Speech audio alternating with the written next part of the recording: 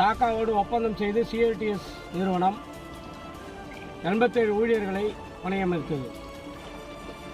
கிட்டத்தட்ட 20 ஆண்டுகளாக இவர்கள் பணி செய்து வருகிறார்கள்.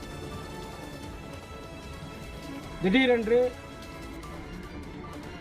டாக்கா நிறுவனம் ஒப்பந்தம் ரத்தாகிவிட்டது, உங்களுக்கு வேலை வழங்க முடியாது என்று அறிவிப்பு செய்வதற்கு முயற்சி செய்து வருகிறார்கள். 14 நபர்களை முன்னெச்சரிக்கையாக பணி நீக்கம் செய்திருக்கிறார்கள். இதை கண்டித்து இன்றைக்கு விடுதலை சிறுத்தைகள் கட்சியின் சார்பில் முற்றுகை போராட்டம் நடைபெற்றிருக்கிறது. 87 குடும்பத்தினருக்கும் வாழ்வாதாரம் பாதிக்கப்படும், அவருடைய வாழ்க்கை கேள்விக்குறியாகிவிடும். 87 தொழிலாளர்களுக்கும் நிரந்தரமான பணி வழங்க வேண்டும். அவர்களுடைய நிரந்தரமான பணியை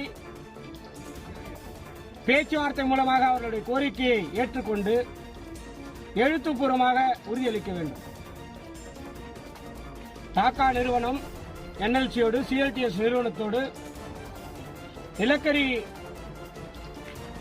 ஏற்றுமதி செய்வதற்கு இறக்குவதற்கு ஒப்பந்தம் செய்கிறார்கள். திடீரென்று ஒப்பந்தம் ரத்தாகிவிட்டதால் 87 தொழிலாளர்களும் வீட்டிற்கு போங்கள் என்று சொல்வது நியாயமில்லை. அது மிகவும் கண்டனத்துக்குரியது, வேதனைக்குரியது.